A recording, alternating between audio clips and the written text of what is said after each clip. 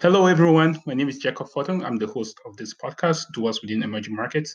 And I just want to share my experience with using Anchor so far. When the pandemic started, I thought about starting a podcast, and the whole idea was to bring in some really amazing folks that are doing some great work in their respective industries within the emerging markets. And the Anchor platform really helped me get the word out there and also just make it a lot easier for me to invite the guest and just share the amazing experiences they've had and the amazing work they're doing in their respective industries within the emerging markets. So it's pretty fun. You don't even worry about the technical part of making a podcast. You actually just focus more on the content. And Anchor has done it really well for me. So I will highly encourage anybody who is trying to start a podcast to try to use.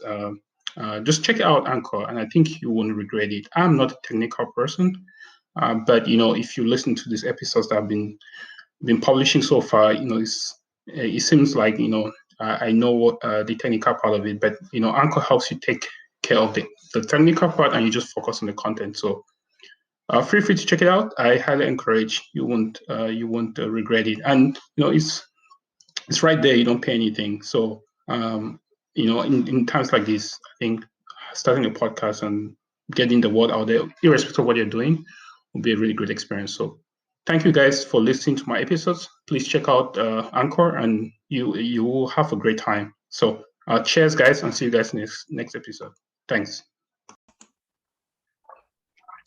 Hi, everyone. This is Jacob Fortin, the host of Doers Within Emerging Markets. I'm honored and privileged to be here with fellow Cameroonian, Joybert, Joybert, and he's the co-founder and CEO of COSDEF Group Limited.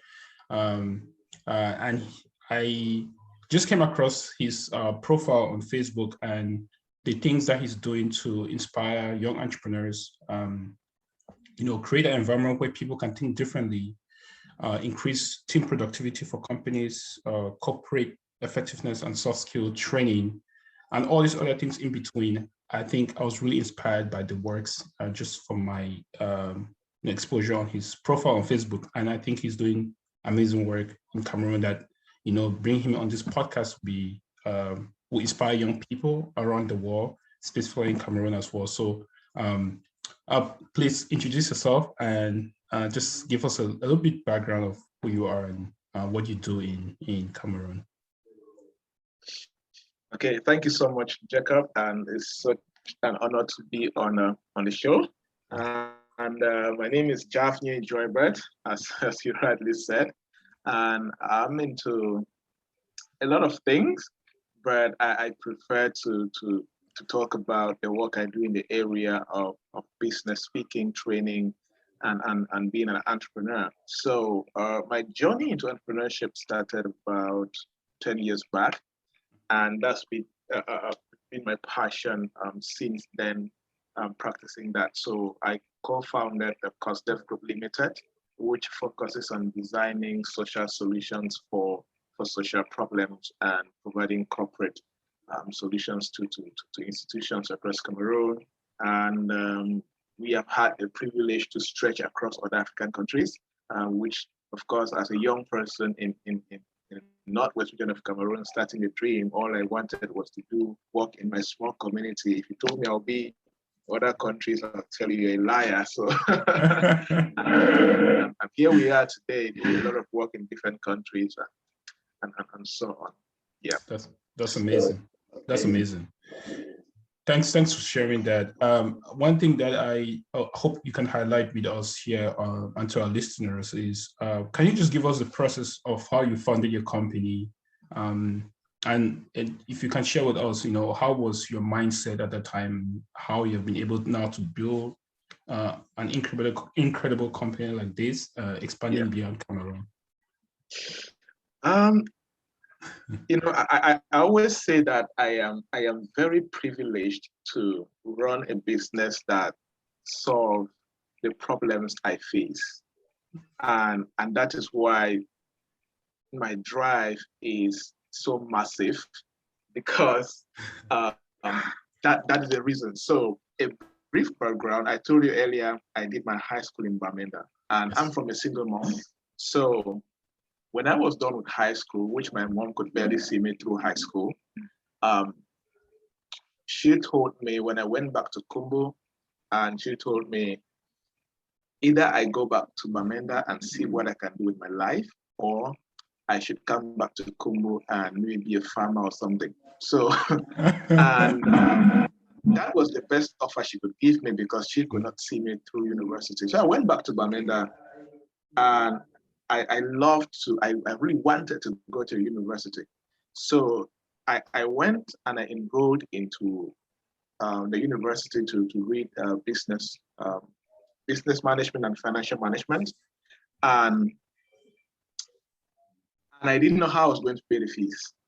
So I decided to do odd jobs in Bamenda. So in Bamenda, I've done commercial motorbike riding, I've done car wash, I've worked in documentation services. Anything I could do within the day to raise money, I did it to pay part of my fees. And before that happened, when my mom could not see me through university, I was asking this question: what if there was an institution that could train me for a few months and give me practical skills that can enable me to get a job or compete with other guys that leave the university? That was a question I asked myself around 2009. But I was just, that was from a place of frustration. Yes. Like I was ready for the job market with a high school diploma, but I didn't have the skills to compete in the same job market. So I went back to university by fire, by force, you may say that. And it was tough, it was difficult, but I pulled through. And in my last year of the university in 2012, I got my first job, my first official job with a financial institution as an accounts clerk. That's my first major break into the corporate sector, let me say it like that. And I worked with them for a few months, and that idea came again. And I started seeing, I went back, luckily I got a job back in my hometown. I started seeing young people who left high school and could not go to the university like I could not go 3 years back. So these things started disturbing me again. And that was the beginning of my journey into training. So I now set up this institution known as the Center for Entrepreneurship, Leadership, and Business Management Development Africa. And this center had one single mission: providing employability skills to young people in my community and providing enterprise development skills to these young people. That was the mission of the institution. Let a young person leave this institution and be able to be employable by local NGOs, local SMEs, local businesses coming to town to open branches. That was the mission. Or they're able to start small businesses in their communities. And that was the beginning of that institute. And that's where COSDEF Group comes in. COSDEF Group is because it is made up of 4 subsidiaries actually. And the training center was the first subsidiary. And after that, as we were training them, some were able to get jobs, some were able to start their businesses, and some didn't know how to do for jobs. So a few years after, that is how we created Weaker Jobs Career Management Firm, which also has a job board, weakerjobs.com, whereby we have NGOs and SMEs come and contact us and put their jobs and volunteering opportunities and internship opportunities for those that we train to be able to apply. But it went beyond that. Other young people are using the platform till today to find jobs and career opportunities. And that's how the career management firm came in, where we provide services to young people and now recruitment services to institutions. Now, another problem again came in, where the young people were training at the center who wanted to start businesses. Some had little capital, but some could not have capital. And that was how the desire to create COSDEF Finance came in. So COSDEF Finance is a financing business that we focus on identifying the young people that we have trained, or even elderly people who come to our program, because our programs are so good and we are so good that elderly people started coming to attend our programs. The oldest student we have had going through any of our programs is a 56 years old man. who has gone through that program. But the center was created for young people. And today we still have people from different sectors coming for our different programs. So we created COSDEF Finance 3 years ago to help finance young people, especially in the area of asset financing and stock financing. Because we noticed that some could start, but they could not scale because they didn't have the right amount of money to scale. So in the center, we promote this philosophy that you don't need external funding to start a business. You need external funding to expand or scale the business. That way, we inspire our young people to always start something. Come to us with proof of concept. Come to us with an idea that you have proven that there is a market, there is a buying customer, there's value for this, and people are willing to pay for this value. And that's how COSDEF Finance came in. And today we have been able to finance 300 plus businesses, and these businesses recruiting indirectly about 1,400 plus people in Bonabero here in Douala and in the Northwest region. So that is the journey to me being an entrepreneur. And then the passion for training and consulting came in the process, because with the work I did, people started inviting me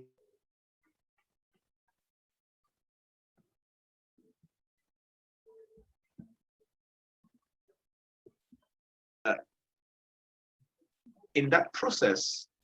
And in that process of speaking around, the passion for training and consulting came in, and I started to push myself to know more about business, read more about business. And that is how I continued again to sponsor myself to do an MBA program from Rome Business School. And after that, I'm currently doing a PhD program in entrepreneurship and investment, so that I am able to know business deeper apart from just practicing the way I have been doing. So that is the journey to COSDEF Group.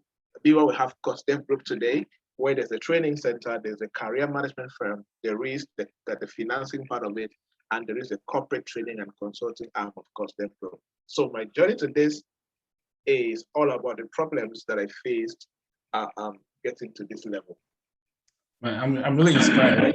I'm really inspired by you. This is amazing, really, really amazing. And someone from that environment, Bamenda and Cameroon in general, I do second and co-sign that these are problems that really your company solves all the problems for the youth in Cameroon and beyond, not just in Africa, but also in other emerging markets. So I won't be surprised to see you going to India or South America or some countries in Asia, because honestly, you identified the key problems and you did, and you're doing amazing. So I'm excited you're on this podcast. I'm sure our audience will really see that the work you're doing is very commendable.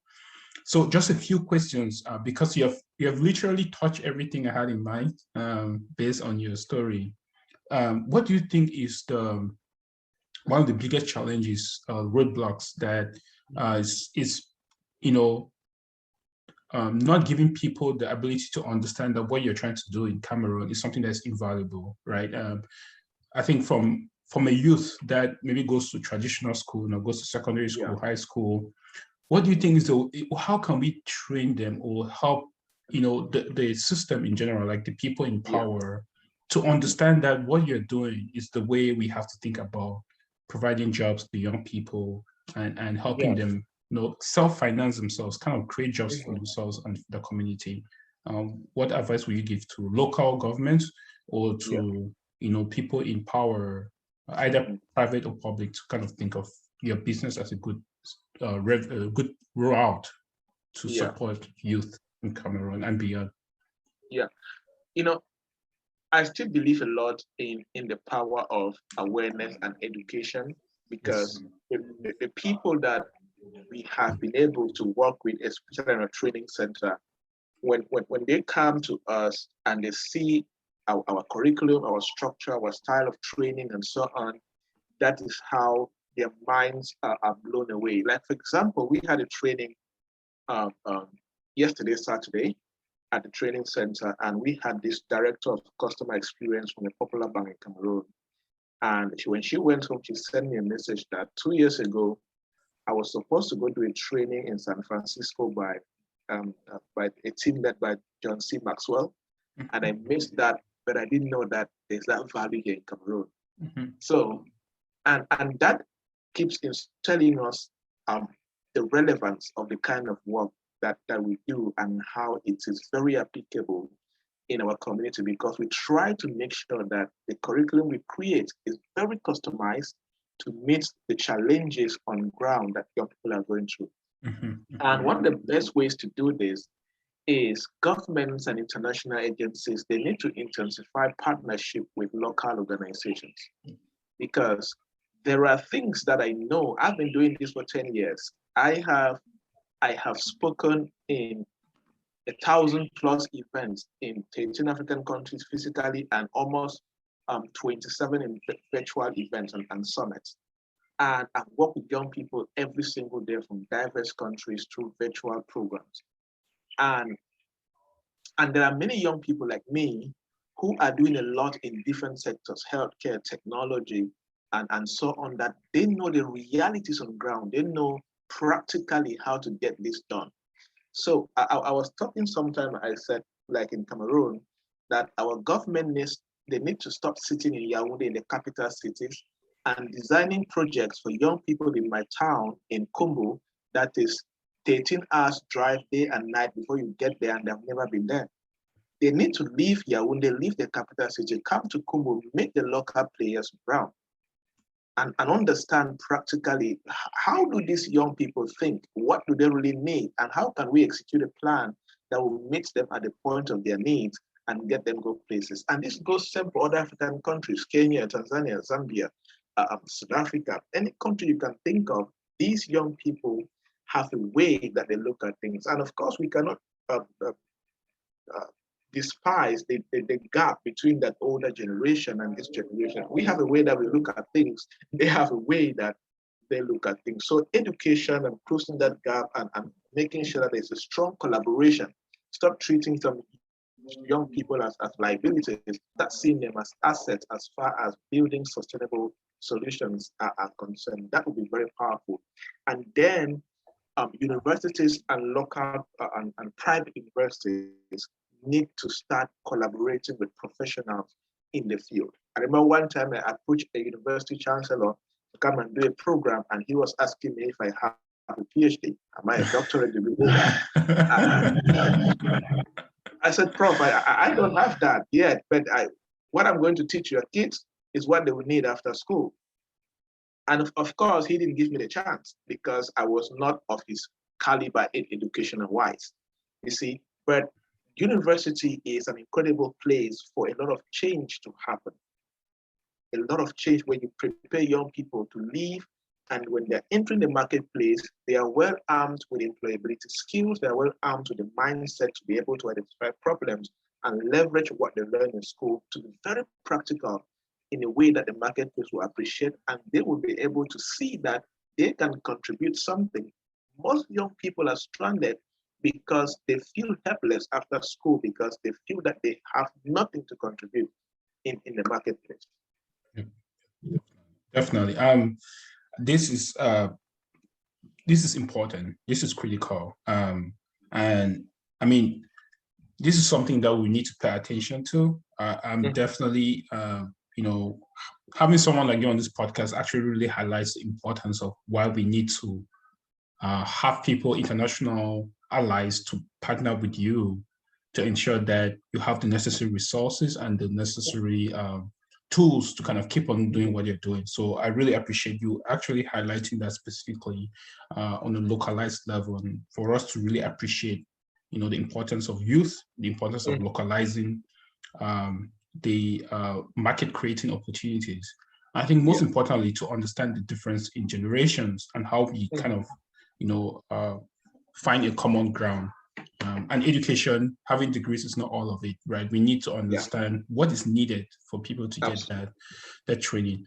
So to round this up, I think there are two things I want to just highlight here for our love for you to share. One is, can you please tell us how we can, and maybe you have talked a little bit about this already, how can we make sure that your platform is sustainable in the long run? What are things that people from the international world, Western world, or even some Africans in diaspora, there are Cameroonians in diaspora, that might be willing to support, help fund some of the finance branch of your business. How can we ensure that platforms like you are sustainable? And my last question is, what is the advice you give to young Cameroonians or young, leaders in Cameroon, but also in emerging markets? We have listeners from over 60 plus countries on this podcast. If you can share some advice on how to keep on going. Entrepreneurship is hard. We don't see everything. I'm sure you stay up all night. So Absolutely. So if you can please just start with first, how can we make sure you're sustainable? And if you can close up with giving us piece of advice to all our listeners and to me as well, because I'm learning from you as well. Awesome. For sustainability, we are growing, and we want to be around for decades and decades, and maybe someday I get to share a story like Richard Branson did yesterday. So yeah, that was something else. The guy was... Maybe I always tell you come to my staff and you ask them, what are you guys building? They'll tell you the next big thing. So and I like them to say that every staff meeting and let them see that we want to build something incredible, something unique, and something that I have this legacy mantra where I always say that it is my responsibility to leave a better Cameroon and a better Africa to the next generation than the one I inherited from my parents. And one of the best ways to do that is to build structures that will be firm and that will last beyond us, and we are very conscious of that at COSDEF Group Limited, making sure governance, structures, and strategies are in place. And we believe a lot also in collaboration and working with different people. And I'm one of those who strongly advocates for the gap to be closed between Cameroonians in the diaspora and Africans in the diaspora who have certain level of expertise to be able to transfer that expertise to Cameroon and other African countries. I don't believe that aid can help Africa. I believe that it is partnership, it is transfer of skills and collaboration and exchange of value that will take Africa forward. So one of the first things that we're always open at is expert and technical support from that area. We have young people currently under the Training Institute. We're doing a mini MBA program just to upgrade entrepreneurs on how they can manage business properly. And one of the ways that we have done that, I created something known as the guest speaker series, where I identified over 15 expert Africans in the US and UK and so on, and ask them to volunteer and come and deliver 1-2 hours keynote addresses of their experience, of their expertise to these young entrepreneurs who want to build businesses, or young corporate executives who want to build incredible companies that they have been handed over to them by founders and they don't know how to do that.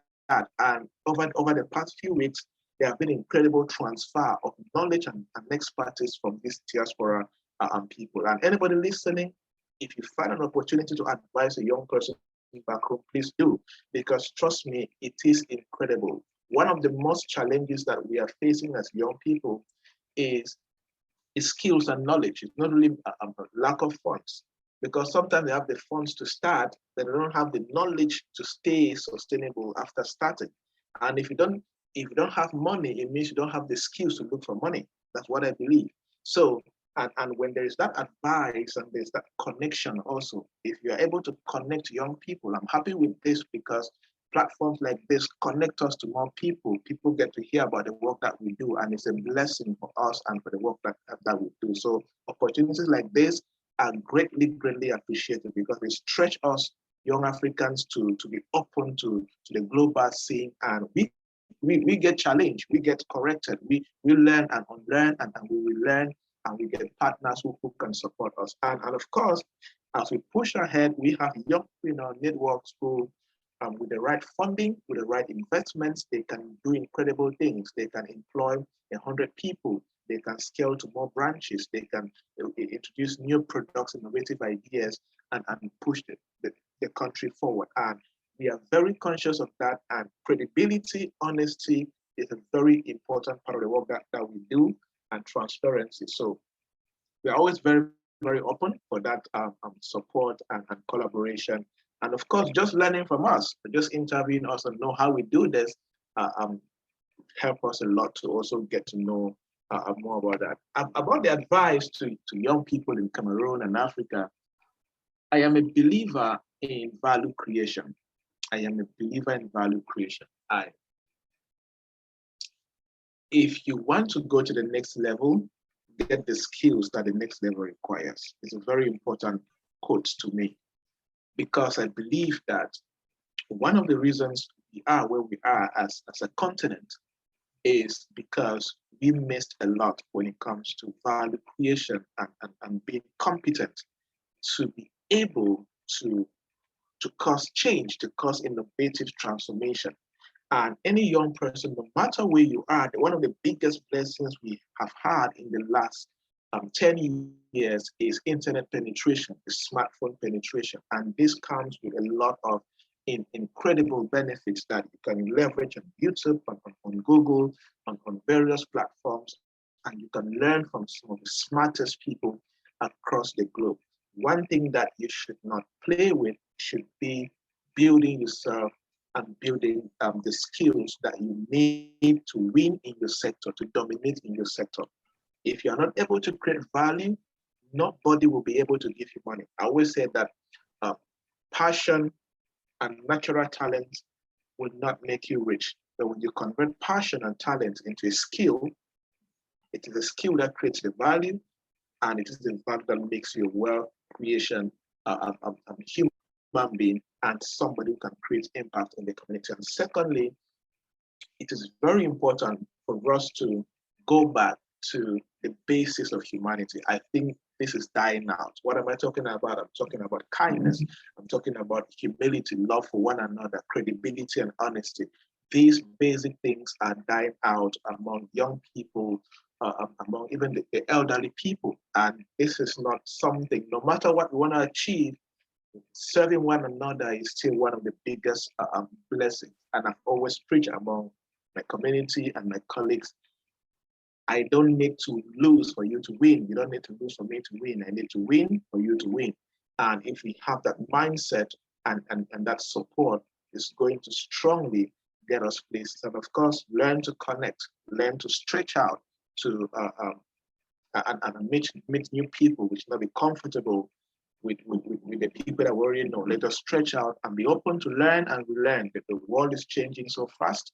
We are in the fastest business century ever in terms of information, innovation. Before you wake up, a 17-year-old is launching a startup, and an 11-year-old is launching an app on Google Play Store. I mean, it's crazy, but we can always catch up with that as long as we are willing to have that growth mindset and that learning mindset. And definitely, let us learn to put Africa forward, because if we don't do it, nobody else will do it for us. Nobody's coming to save us. It is our responsibility to do that. The future of Africa is not in Europe, it's not in America, it is back here in Africa.